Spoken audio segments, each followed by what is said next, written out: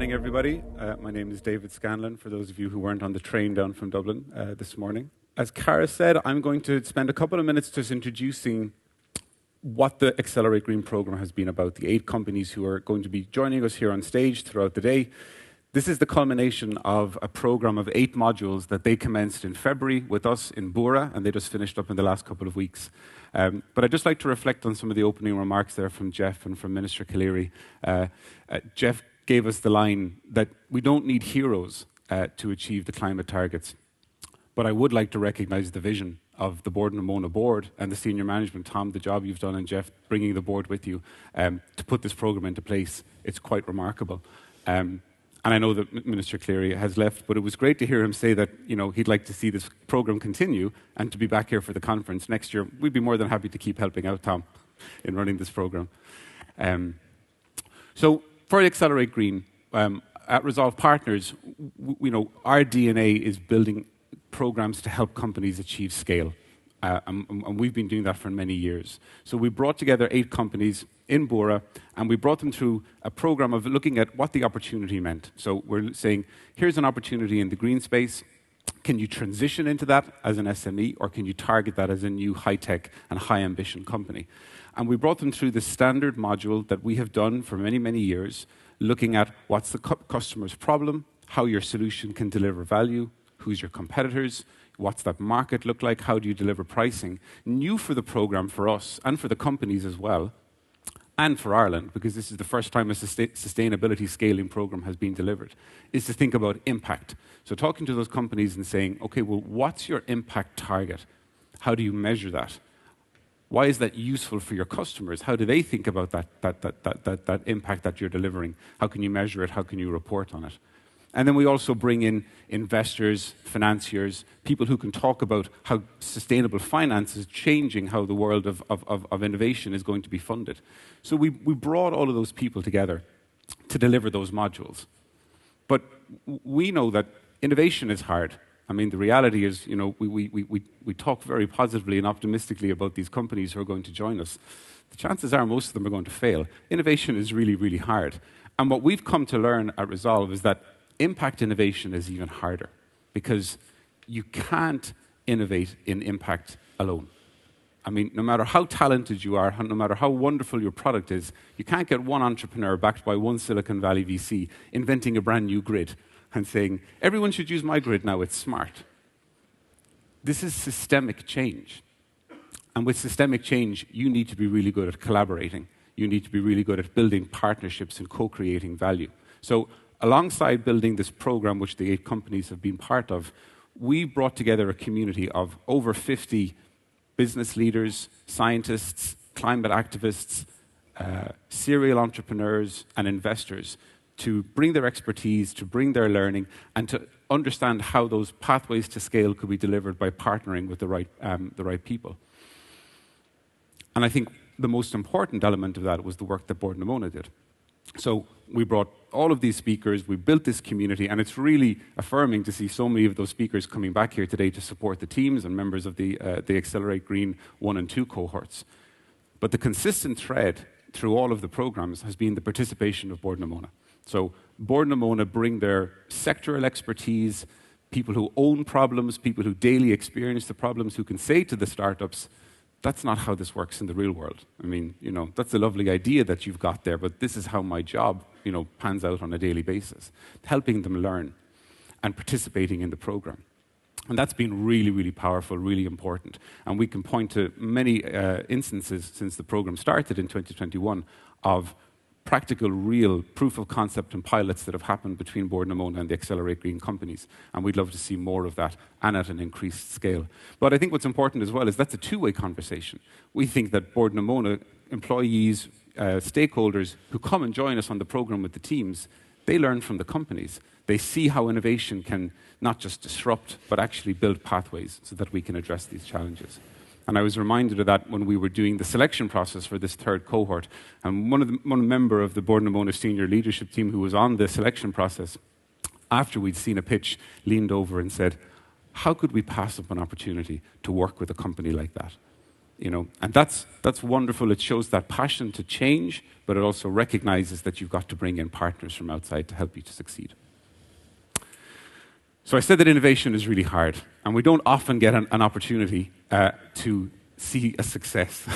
I'm down-talking my ability to help companies actually achieve success, but it's very rare that we get a very neat example of a company that we've worked with in the recent past who can come back and talk about something meaningful that they've achieved.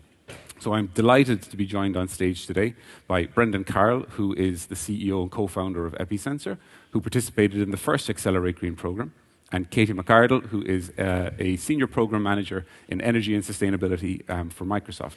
And I'm going to slightly awkwardly scoot across the stage. I wonder, will the microphone keep working? Can you still hear me? Marvelous. So Episensor and Microsoft are joining us here today to talk about a project that they have worked on in the recent past. And I'm going to, as we always do at Resolve Partners, we're going to start with the problem. So we're going to ask Katie to talk about the challenge that Microsoft Ireland faced. Great, thank you. Thanks for the introduction and the invite. So I guess essentially Microsoft are keen to decarbonise the grid and work with partners to do so. So with the increasing amount of renewables on the grid, this presents a big challenge for the grid operator in terms of the power supply always has to match demand. And if there is a drop in frequency or something, that could cause damage to equipment or potentially outages. So data centers were able to become part of this solution by offering a decarbonised solution to these by providing grid services. Traditionally, if there's challenges on the grid, frequency events, spinning reserve, traditional fossil fuel plants or gas generators are called upon to rectify the inertia issues. However, by leveraging the batteries in the Microsoft data centers, we're able to use our grid interactive UPS, or uninterruptible power supply, to use the batteries to sustain those frequency events. So in this way, providing services back to the grid and reducing the need for the spinning reserve or carbon-intensive fossil fuel generation. Okay. So for non-grid engineers, okay. When the grid is imbalanced, instead of having to burn temporarily fossil fuels to achieve that balance, exactly. If you've got enough battery storage, you can balance the grid. Exactly. So removing that need for those carbon-intensive fuel generation. That probably is a lot harder to do than it is to say, though, right? To suddenly switch over to whole bunches of batteries and things. Yeah, that's why we've worked with our partners in LX and Eaton and Episensor. So there was a lot of innovation, and great to see that it came through the Green Accelerate program. So very innovative project. So probably Brendan can speak a bit more about that. So yeah, definitely. Nice segue over to you. Maybe talk a little bit about what Episensor does, and then how you were able to support Microsoft. Yes, and thanks also for having me here. There's a weird echo here that I'm just trying to get used to now. Yeah. What Katie is describing there is an example of connecting up an asset that's not used 99.9% of the time and making use of it at times when the grid is under pressure. And doing that needs a new type of communications infrastructure. And it needs a communications infrastructure that allows assets like that become aware of the conditions on the grid and kind of make intelligent decisions about what they do and when they step in to help. The kind of traditional category of products are not suitable for doing that job, particularly when you've got many smaller distributed sites, maybe across a country or a city or whatever. So our role in this has been to design and manufacture the infrastructure, the IoT infrastructure that connects up these assets and makes them aware of what's happening on the grid, so they can, when they're not in use and when they're not doing their job, to kind of provide backup power to the data center, that they can be on call for the grid, that's our role. Working with partners in many projects like this is to enable them to onboard and connect new types of energy assets into this kind of new economy where everything is talking and working together. So I remember when we spoke quite a bit during the Accelerate Green program, and you mentioned some of the key points there as you were describing it, but that the grid is not just that it's fragmented, it's it's a lot of old kit inside there. Some of it could be like 30, 40 years old, and it's clunky. It isn't that new design interface. It isn't easy to quickly connect together, patch. And it points to, and this was the follow-on piece there, is something that Minister Cleary said, is that the skills gap that exists now, the engineers, the system designers who had the skills to be able to turn those old pieces of kit into the kind of grid that is necessary for these kinds of projects, it's just lacking.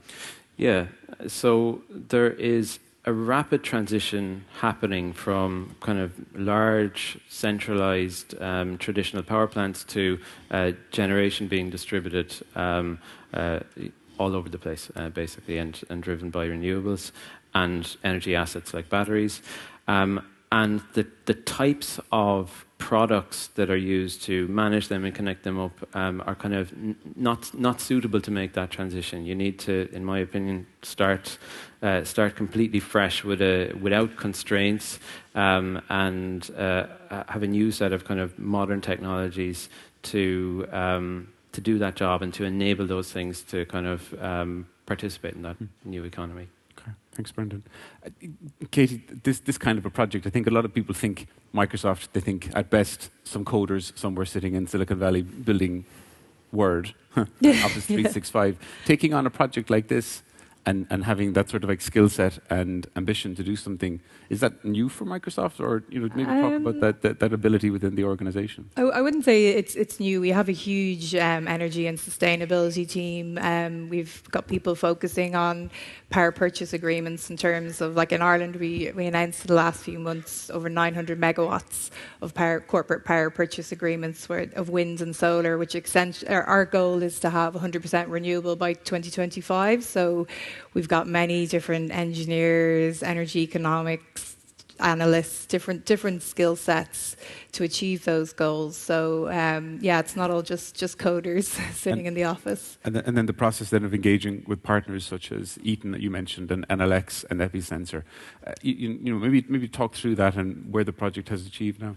Yeah, so essentially, I think back in 2020, Eaton, who are the UPS or the battery provider, they developed a proof of concept in Chicago, and then we continued to work with them, and then another partner, NLX, who are an aggregator or a virtual power plant. So they're the sort of company that speak to EirGrid. So when EirGrid's National Control Centre sends a signal, the data centre can react and provide the frequency response. So many different partners, and obviously the EirGrid TSO. So that's how we were introduced to Epicenter via NLX. Okay, very good.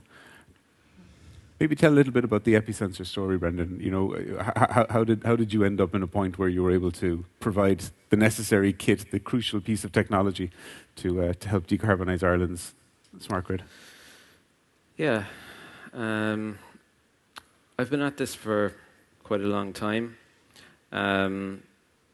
It has felt so. I kind of back in 2006, 2007. I've kind of grown up around doing this, kind of starting companies and growing companies and selling companies and building these kind of the technologies within them. Back in 2006 and 2007, it felt like there was an urgent sustainability or energy problem, and it felt like there was an opportunity to apply some new technologies that were kind of emerging to that problem. It turned out I was about at least 10 years off with my timing on that, and I would describe that period, probably a 5-year period of searching, and figuring out, getting used to the technologies, raising money, growing the team, quite fast, and then a period of guerrilla warfare where it was necessary to keep the company profitable and figure out where we fit in the world and where we could add value. And I think finally, what we do is kind of matched up to a market need and a very fast growing market and requirement for this stuff, and that's a very brief history of where I came from. So 5 years of searching, 10 years of pain, and we're on a very fast trajectory now, trying to respond to very fast growth. So, from the experience of being working with you on Accelerate Green, I know that there's a lot of darkness that's hidden underneath that lost in the wilderness, right? That's not an easy journey. This is the grind of being an entrepreneur, right? It's very glamorous to be sitting here on stage and talking about the success of projects like Microsoft, but you need to be able to keep working to see those opportunities, to see where you can add the value, and you've got to believe that you're actually generating that value as well. Yeah. Can I ask a question about growth at the moment then? Because I know that this is one of the successes over the last short period. You're doing a lot of work with NLX, particularly in the Far East. What's it like recruiting at the moment? I think finding good people is always really difficult. And they have to match up from a culture point of view, from a work ethic point of view, from technical ability, and that's not the same for every team and every company. I think if it's not difficult, you're doing something wrong, or you're not getting the best people, probably. Okay, thank you. Katie, maybe just to finish, obviously this project that you worked on with Eaton around the grid interactive UPS, it's one element of the sort of the sustainability focus of what Microsoft Ireland are involved in. What other kind of big projects are you looking at over the next Yes. time? So where we're going in the future is Microsoft have a vision to be, we call it the 100% zero goal. So we want to be provide power 100% renewable for 100% of the time with zero carbon emissions. So that is a challenge and a journey, and we call it a vision because we're going to have to work with partners to achieve those goals. Essentially, it means we'll have hourly matching on the grid. So we've developed platforms, digital platforms. We've worked with partners such as Vattenfall in our data centers in Sweden, where we can match the energy, so we can demonstrate hourly by hourly that it's renewable.